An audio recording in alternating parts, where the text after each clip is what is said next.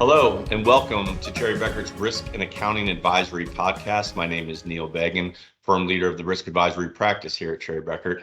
And today on our podcast, we are going to cover new and expanded or modified products and services, otherwise known as responsible innovation, and what responsible innovation means for your organization. Joining me today is Mike Dempsey, Cherry Becker's Financial Services Advisory Leader. Mike, thanks so much for joining. Thanks, Neil. Happy to be here today. Spent a lot of time on this topic as an industry practitioner, regulator, former Fed Reserve team leader, and a consultant assisting a lot of large, medium-sized, and small financial services firms with this topic of innovation and change management. I also consulted with the OCC on a regulatory bulletin for this topic over 5 years ago. Well, there you go. It's good to see it coming back full circle. Good to have you back full circle on another edition of this podcast series. As a reminder, the Risk and Review podcast series is structured with 5 key questions around today's topic. So with that being said, let's get things kicked off. And Mike, I mentioned it very briefly in the intro, but let me start off by asking, in your words, what the term responsible innovation means. Great question. Responsible innovation is a term that's taken on new meaning as the financial services industry has transformed the last few years, increasing adoption of digital technology solutions, digital assets by banking customers. And, these innovations can provide flexibility, accessibility for customers, but also have the potential to bring emerging and elevated risks to the project sponsors offering these products and services. So you need to do a thorough feasibility, due diligence, and risk assessment process before going live with a new product or service. And also doing a look back, a post-implementation review to make sure the conditions of approval are valid, remain valid. And so the Office of Comptroller and Currency, known as the OCC, they define responsible innovation as the use of new or improved financial products, services, processes to meet the evolving needs of consumers, businesses, communities in a manner consistent with sound risk management principles aligned with the bank's overall strategy. So the bulletin I mentioned earlier that I consulted on over 5 years ago, it's called OCC 2017-43. It provides guiding principles for ensuring all new and expanded and modified existing products and services are developed and approved in accordance with sound principles and risk management practices. So a robust risk assessment process should always be used to evaluate new existing products, services, and strategies that can alter the risk profile of your institution. So conducting a detailed risk assessment earlier in the planning process allows leadership to fully vet and consider the risks associated with their initiatives, as well as controls and monitoring tools needed to mitigate these risks. Mike, you mentioned consulting on this bulletin 5 years ago. So why now? Why is there an increased regulatory focus on responsible innovations for our clients? Neil, regulators have started to focus on these 4 components in their exams of responsible innovation to promote and instill what we would call effective and principles-based oversight. 1 is adequate feasibility, due diligence, and approvals before introducing a new activity. And it must be documented as well. It can't be informal. Policies, procedures are the second piece to properly identify, measure, monitor, report, and control risks. And also having committee governance is key as well. So having that new emerging products committee is key as well. Third piece is effective change management for new activities or affected processes and technologies. So do you have a PMO, project management office, to manage change? And the fourth but not least is ongoing performance monitoring and review systems, KRIs, key risk indicators, reporting, board reporting as well. So those 4 areas are components that the regulators are looking at in their examinations over the next year or 2. Well, that's great. But, one of the things we always try and point out to listeners of this series, Mike, is kind of benefits for them, right? So what would you say are benefits that our clients get from transforming and uplifting their innovation capabilities? Yeah, well, I'll tell you, responsible innovation can provide a risk-based approach, obviously, which is key, transparency, flexibility, buy-in from a culture perspective amongst key stakeholders for the initiative. So again, it builds good culture.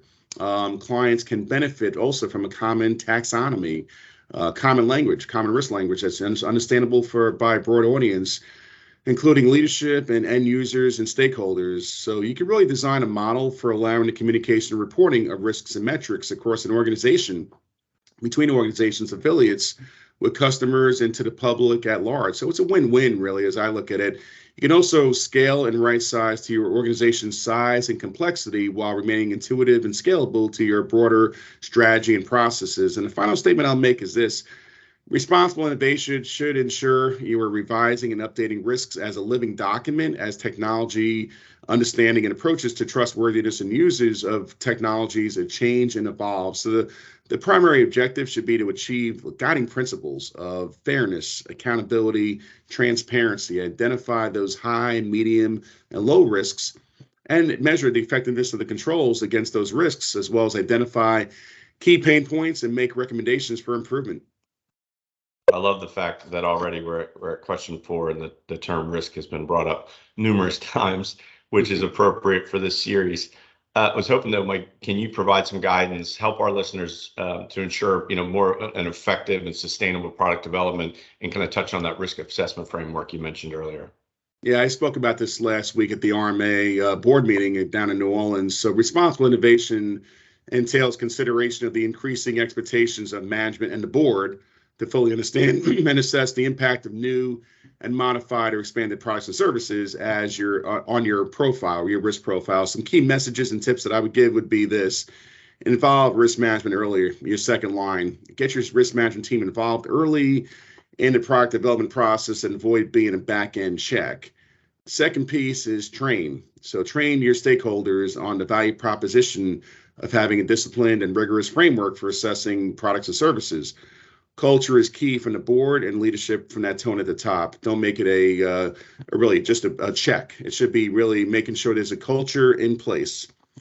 The third one is expand your risk categories in the risk assessment process. So broaden the span of risks included in your due diligence risk assessment process. So it could be conflicts of interest, it could be conduct risk, credit risk, market risk, third party, BCP, model risk. It could be anything. So don't make it just around operational risk, because there's a lot more risks in the new products process around that. So the fourth is identify and escalate risks and issues. So project sponsors and risk managers should monitor, coordinate implementation of new products and services with the business units first line, ensuring that all relevant issues are addressed by the sponsoring area and all relevant information is distributed to the support functions that are involved. So IT, operations, accounting, finance.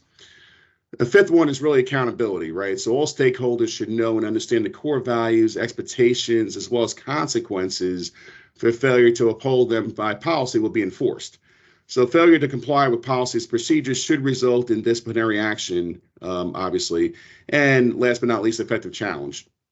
So at all levels, review and assessment on the viability of a new product or service should consider a broad range of views with open discussion encouraged. So initiatives should also be fully vetted to determine the inherent and the residual risks, ensuring that mitigating controls are appropriate and that the business sponsor has a great understanding of the risk profile. As I mentioned earlier in the podcast, post-implementation reviews, PIRs is the acronym we use. They're an effective mechanism to ensure that all assumptions made, parameters given, and conditions imposed where appropriate to sign off remain valid once the business is implemented. So 6 months, 9 months, you want to do a check, PIR. Gotcha. A lot of information to digest there. That was really, really good. Thanks for breaking that down. I was hoping you could kind of tie it back into some of, provide context and tie it back to kind of the solution offerings that we are bringing to bear to market and how it can help our clients start their journey up the maturity curve. Yeah, great question to finish this off. Our risk advisory team can assist with the customized innovation framework, diagnostic toolkit, and we can provide a comprehensive set of responsible innovation program attributes, policies, procedures, due diligence, risk assessment, PIR templates that can be used to facilitate assessments of your program. From a maturity perspective, plot comparisons between your current and desired target state of maturity, give you some benchmarking analysis of peer leading practices across the industry. That's great, Mike. And I have to say, this was probably one of the quicker podcast series we've done, but a lot of really valuable information. So I want to thank you. I want to thank our audience for listening. We hope you're able to take something away from today's topic. For more information on responsible innovation and how your business can begin your journey to developing a framework, as Mike just described, we ask that you visit cbh.com/risk. And if you enjoyed today's podcast, we ask that you check out other risk and accounting advisory podcast series, which can also be found at cbh.com/podcast. As always, we ask that you please like, share, and subscribe to all of our podcast series. And thank you once again for listening.